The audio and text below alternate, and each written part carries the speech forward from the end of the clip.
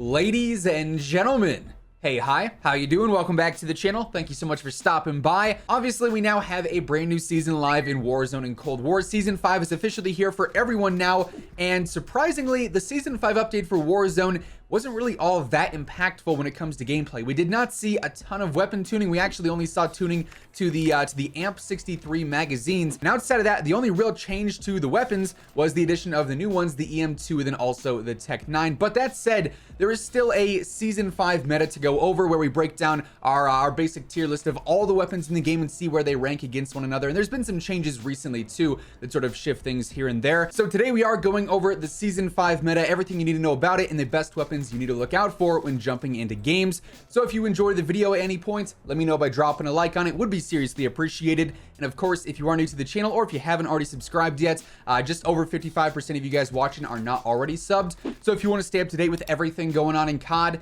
news, updates, intel, loadouts, it is all right here. So feel free to subscribe with your notifications turned on. Also right now, Code Immortal is actually 30% off on G Fuel. So if you want to get a new tub, a shaker cup, a starter pack, anything at all on the G Fuel site, Code Immortal has got you covered there. So we are once again back on our overall tier list here. Obviously, we've got the EM2 and the Tech 9 to rank. We have our basic categories of all the weapons that we've previously discussed here on the channel. But like I said, with the Season 5 update, interestingly enough, there really wasn't any weapon tuning. However, Raven did actually say in an additional tweet after the patch notes went live that they do have a new weapon tuning update coming soon. I would imagine at some point in the next 2 weeks or so, because curiously enough, we read through all the patch notes and everything, obviously, and there was no mention of weapon tuning. But in-game on the Warzone menu, you can also view the patch notes after Raven puts them live in there. And for some players, I know True Game Data or Tony had this issue. His patch notes were actually different from the ones that Raven put on the site, and Tony's patch notes at first, before they updated it, had nerfs to the MP5 and to the Val, and they were actually pretty significant nerfs. So we could see this list drastically change here in the coming weeks if those patch notes were, intended for the next weapon tuning update instead, and they were accidentally pushed live. So obviously, we're going to revisit this when there is, some new major weapon tuning, but for now, things don't really shift all that much because of buffs and nerfs, just because there weren't that many. We'll discuss more of that here in just a moment. But obviously, we've got two new weapons, the EM2 and the Tech 9. Now, the EM2, slow firing, heavy hitting, very similar to the E58. The recoil is a bit on the higher side, right? So it's not going to be the easiest weapon to use, but it is high risk, high reward in that sense because it is actually very, very powerful. And for that reason, we're going competitive easily.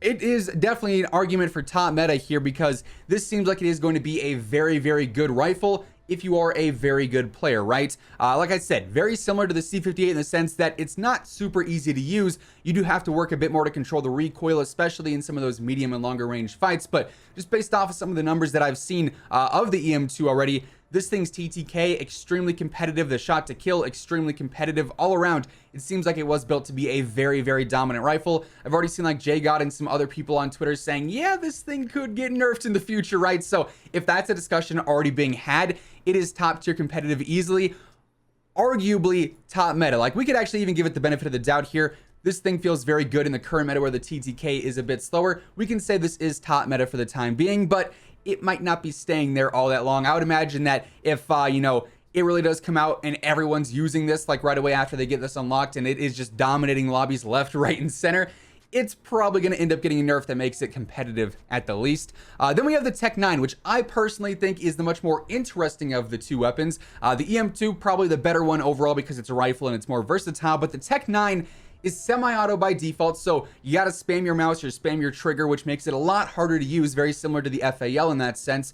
But you can also upgrade it to be a 3-round burst or even fully auto. But regardless of what state you have it in, semi-auto, burst, or fully auto, this thing is also pretty competitive as well. And so for that reason, we're gonna go ahead, we're gonna drop it into the competitive category. This one is definitely not as close to being top meta as the EM2 is. It's still very decent overall. Its TTK is going to be in line with some of the other SMGs like the MP5s, like the MAC-10, like the OTS and whatnot. And obviously, if you're a high skill player and you can use it in the semi-auto fashion, that's where it's going to be the most lethal and the most deadly. It is still going to be a very, very competitive SMG. So both the new weapons right now are definitely in the meta conversation. Now, there is one thing I want to talk about here, though, and that's the fact that obviously these categories are pretty hefty when it comes to weapon numbers. We have a lot of weapons in competitive, a lot of weapons in viable. Viable, I feel like, should be the most packed category, though, because that's the sign of a good meta, right? If there's a lot of weapons you could use that are actually, semi-decent in the meta,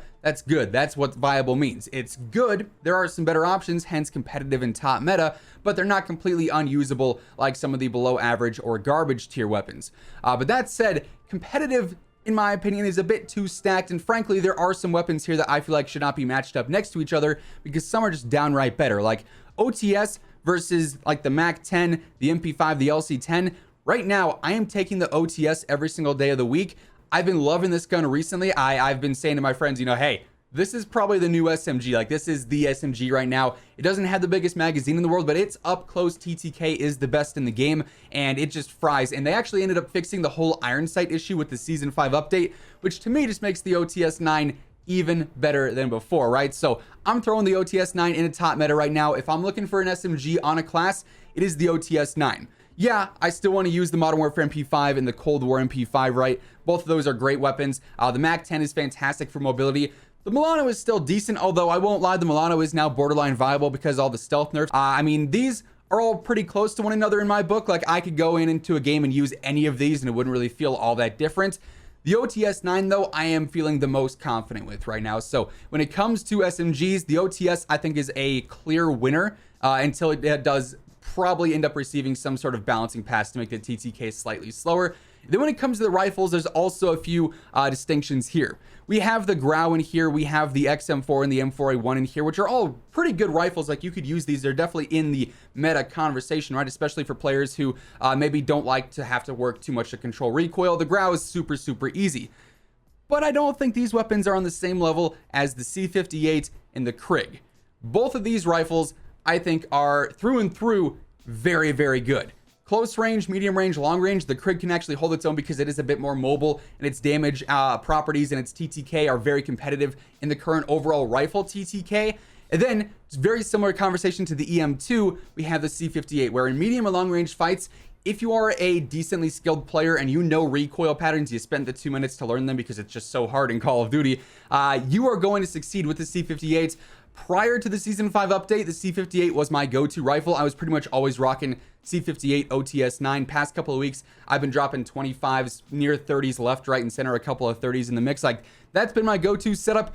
The EM2 might replace the C58 in that for the time being, but you can't say, hey, the EM2 is top meta and not include the C58 there because they are so similar, and because, like I said, the C58 and the Krig are so consistent across the board. I don't really feel like it's worth having them in the same category as some of these other rifles where I wouldn't actually take the Grau over the C58 if I wasn't going for a regain loadout or a ghost loadout or something like that, right? So while I do think all these weapons in competitive are better options than these in viable, and viable is better than below average, what we have in top meta right now, despite this being a very open and diverse meta, I don't really have a need to choose most of these, and for that reason, I would not be surprised if some of these weapons got nerfed, with the exception of the CAR and the Swiss, because they've pretty much been there since launch.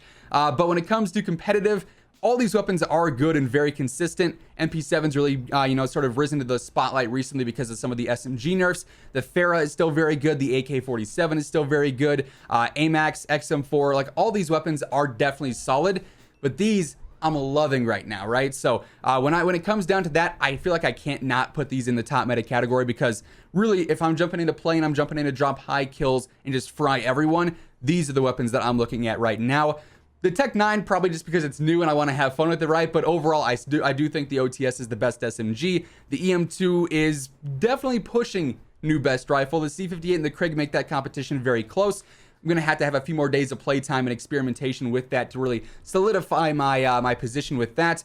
Then you have all these other weapons. You could totally use them, and they'll be in the best loadout videos. But I do think there are some standouts in the current meta right now, right? So yeah, that is the Season 5 meta right now. I do think this is going to drastically change here whenever we get this new weapon tuning update here soon, according to Ravens. So when that happens, we'll be revisiting this. Stay tuned for that. Make sure you're subscribed for that.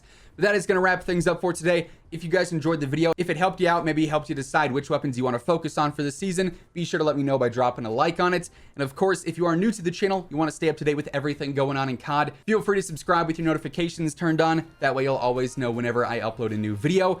But once again, thank you so much for tuning in. And until next time, take it easy, have an awesome rest of your day, and I will catch you guys later. Peace out.